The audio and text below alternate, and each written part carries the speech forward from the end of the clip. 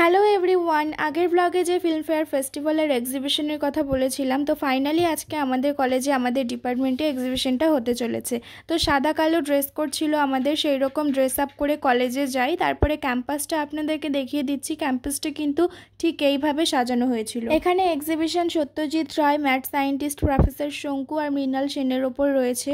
আর এখানে যতগুলো চার্ট সবগুলো কিন্তু আমাদের ডিপার্টমেন্টের ছেলেমেয়েরা মানে আমরা স্টুডেন্টরা তৈরি করেছি। আর এই সমস্ত চার্টগুলো এক্সপ্লেইন করার জন্য কিন্তু ডেমনস্ট্রেটর ছিল। আর এই সামনে প্রজেক্টর লাগানো হয়েছিল। এখানে কিন্তু সত্যজিৎ রায়ের প্রচুর ভালো ভালো সিনেমাগুলো আমাদেরকে দেখানো হয়েছে। আমরা নির্দিষ্ট টাইমে কলেজে পৌঁছে গিয়েছিলাম। তারপরে আমাদের যারা প্রফেসর টিচার রয়েছেন সামনে মানে আমাদের ডিপার্টমেন্টে, তারা আমাদেরকে গাইড করছিলেন। আর এরপরে গেস্ট আর ডিগনিটারিজরা চলে আসে, তাদেরকে কিন্তু ম্যাম আর স্যাররা বরণ করে নেয়। তারপর আমাদের এক্সিবিশন সবার জন্য ওপেন হয়ে যায়। আর আমাদের সব থেকে বড় পাওনা হলো এটা, নিউজে আর পত্রিকাতেও আমাদের এটা বেরিয়ে